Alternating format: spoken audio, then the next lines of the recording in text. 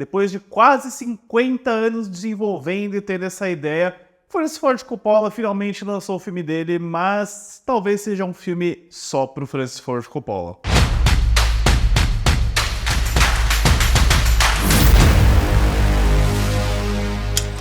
Olá, fãs da sétima arte, meu nome é Lucas Nascimento e esse é o Lucas Filmes, e hoje eu tô aqui para falar sobre um novo filme do Francis Ford Coppola, hein? Quem diria, não imaginei que em pleno 2024 teria um novo filme de um mestre aí do cinema para se analisar. Então vamos falar aí sobre Megalópolis, o aguardado e antecipado novo filme do Coppola, que finalmente está em cartaz nos cinemas brasileiros. Mas antes eu pedi para você curtir esse vídeo, se inscrever no canal e ativar o sininho para não perder notificação dos próximos vídeos. Eu sei que eu fiquei devendo falar sobre filmes do Coppola aqui no canal, né, pessoal? Mas eu acabei escolhendo entre o Freddy Krueger, porque 40 anos de franquia, Halloween e tudo mais. Porém, se você conhece só o Francis Ford Coppola pelo Poderoso Chefão, pelo Apocalipse Sinal, ou pelo Drácula também, você tem que saber que o Coppola é um cara extremamente experimental, ele já literalmente levou estúdios à falência simplesmente por apostar em ideias radicais demais,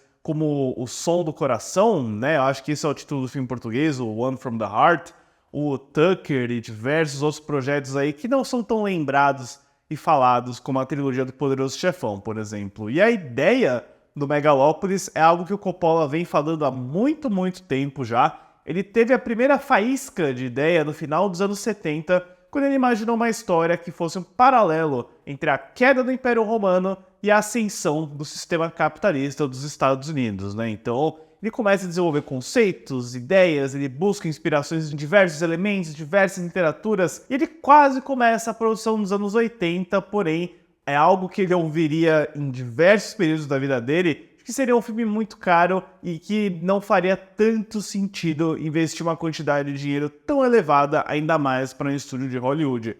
Entre indas e vindas, nos anos 80, 90, anos 2000, uma reformulação completa do projeto depois dos ataques do 11 de setembro, o Coppola, em 2019, anuncia que ele vai fazer o Megalópolis financiando ele mesmo. Nesse meio tempo, o Coppola tem investido na área de vinhos, né? Ele teve um vinhedo. O Patrick Williams tem uma série de vídeos muito legais onde ele compra os vinhos do Francis Ford Coppola, por sinal, e quando ele vende parte desse vinhedo, ele tem a grana para financiar ele mesmo, mais de 120 milhões de dólares. Então, talvez seja um dos filmes mais caros, um dos filmes independentes mais caros que a gente viu nos últimos anos. É uma aposta de risco, que foi um grande fracasso comercial, né? A gente viu que desses 20 milhões o filme fez tipo 13 no mundo inteiro e não deve melhorar de forma alguma. Teve seu processo de elenco iniciado em 2020 e ele meio que fecha só em 2022, quando ele tem início de filmagens lá no final do ano, em novembro de 2022, para acabar só em agosto de 2023. Isso teve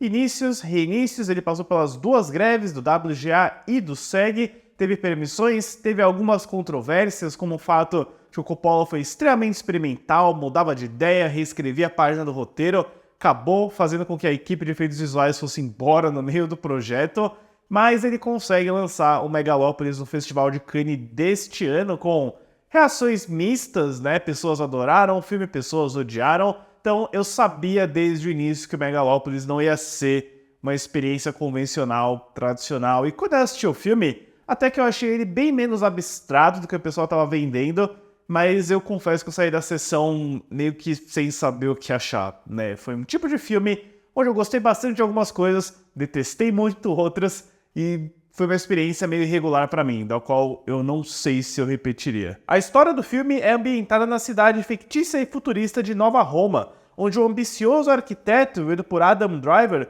sonha em transformar o local em uma utopia, mas entra em conflito com seu ganancioso prefeito, vivido por Giancarlo Esposito. Essa é meio que uma das bases do Megalópolis, pessoal, porque uma das coisas que te surpreende no filme é a quantidade de personagens, subtramas, de coisas que vão se desenrolando em meio a essa jornada artística bem pessoal do Adam Driver, né? O Cesar Cattilini, que é uma espécie de avatar para o Francis Ford Coppola. Você consegue, né, lembrar de todas as coisas que ele já falou, de todas as histórias que ele contou sobre impasse criativo com estúdios, com executivos em Hollywood. Ele meio que manifestou tudo isso na figura de um arquiteto aí que é, assim, uma figura meio desagradável, pra ser sincero. Ele é carismático, mas ele é muito convencido, ele é muito egocêntrico, ele fala sobre a arte, assim, enche a boca em vários monólogos, citando outras obras, falando latim.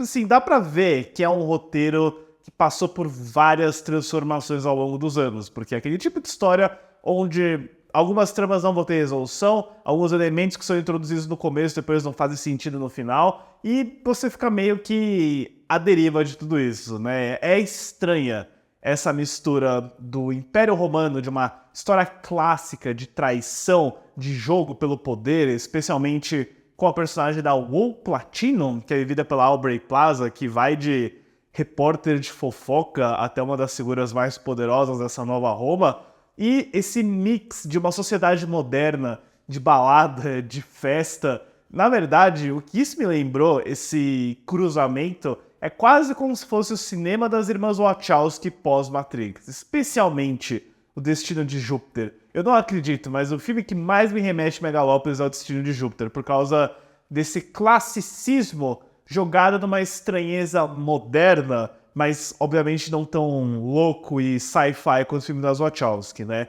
É um mix curioso, né? Por um lado, eu gosto bastante do design de produção, eu acho que ele é um filme lindíssimo nessa parte estética de construção, de cenário, de você ver como as roupas que a gente está acostumado a ver em filmes de Roma Antiga, por exemplo, são adaptadas para um cenário meio moderno, né? Com hologramas, com cidades, com carros. Tem um trabalho de construção aqui estético muito legal, eu admiro tudo que eles fizeram visualmente na parte de arquitetura, né? O filme é sobre um arquiteto, então naturalmente as construções, prédios e edifícios vão ser muito impressionantes, sim. Apesar de alguns efeitos visuais aí serem muito toscos, né? O filme ele consegue, através do diretor de fotografia romeno, o Mihai Malamairi Jr., criar algumas das imagens mais deslumbrantes que você vai ver esse ano, mais bonitas mesmo, e depois literalmente vai te mostrar algumas das coisas mais toscas e ridículas que você já viu na sua vida. Então ele vai do 8 ao 80 no mesmo filme. Isso se estende também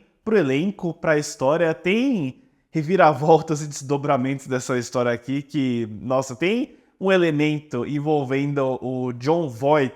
Eu posso dizer que é uma arma de Chekhov que os personagens falam no começo do filme que depois voltam no final. De uma forma tão absurda, tão cômica assim, né? Eu acho que o Coppola ele tava colocando nesse filme tudo que ele tava pensando, tudo que ele tava imaginando, mas às vezes essas coisas não fazem muito sentido, né? Tem elementos de arcos de personagem, como por exemplo, o fato de que o Cesar Catini tem essa suspeita de ter matado a esposa, por exemplo, algo que os personagens vão jogando em cima dele em diversos pontos do filme, mas é uma subtrama meio que sem muito propósito, assim, né? E quando você entende o motivo dela, é meio que já se perdeu a razão de a gente estar acompanhando, sabe? Ainda mais porque a gente tem uma trama de romance onde o César começa a se apaixonar pela Julia Cícero, vivida pela Nathalie Emmanuel, da saga Velozes e Furiosos. Ela é filha do prefeito Giancarlo Esposito, e você tem uma espécie de Romeu e Julieta aí do Romance Proibido, mas que na minha opinião não tem muita química entre os dois. Eu acho que não... É como se a Nathalie Emmanuel estivesse atuando num filme e o Adam Driver em outro, dá pra você definir todo o elenco assim, né? Especialmente o Shia LaBeouf, como um dos jovens ambiciosos aí que tá procurando poder, né? Assumir o banco principal da cidade de Nova Roma. Ele sim tá atuando no filme das Wachowski, de verdade, mas eu não considero isso um demérito, por incrível que pareça. Eu acho que é um filme que vai encontrando elementos e ideias ao longo do caminho e é difícil analisar e resumir um filme que nem Megalópolis, pessoal. Pra mim é o tipo de filme que algum historiador, algum estudioso assim vai ficar buscando várias referências, easter eggs e elementos que ele poderia correlacionar com o Império Romano, com a história antiga, com a literatura clássica de diversos pontos do mundo. Mas para um espectador casual, para alguém que simplesmente vai sentar no cinema e assistir, vai ser uma experiência muito curiosa mesmo, e eu confesso que em diversos pontos do filme eu tava desligando, eu tava pensando em outra coisa, porque é um filme meio difícil de manter a sua atenção todo o tempo, porque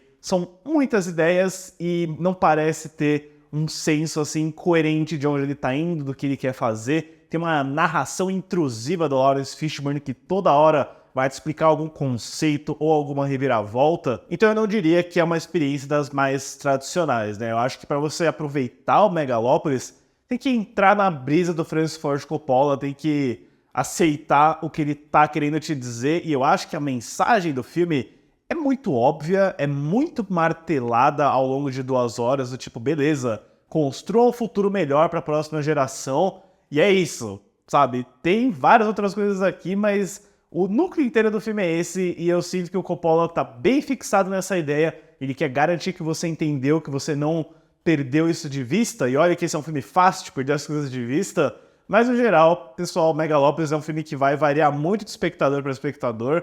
Não foi uma experiência muito positiva pra mim, sendo bem sincero, eu nem sei que nota eu daria pra Megalópolis, eu ficaria num 4 ou num 5, talvez 5, né? Megalópolis ganha uma nota 5 aí, porque eu acho que ele tá nesse ponto de equilíbrio entre coisas muito interessantes e coisas que não fazem muito sentido.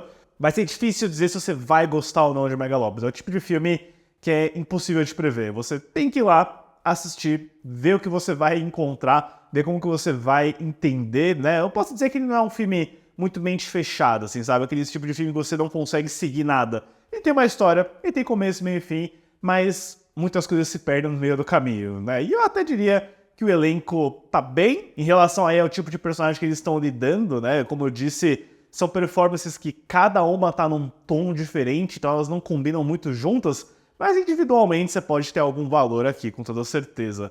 Enfim, pessoal, deixe nos comentários depois o que vocês acharam de Megalópolis e suas opiniões gerais sobre a carreira do Francis Ford Coppola, que não envolve Poderoso Chefão, Apocalipse Sinal ou Drácula.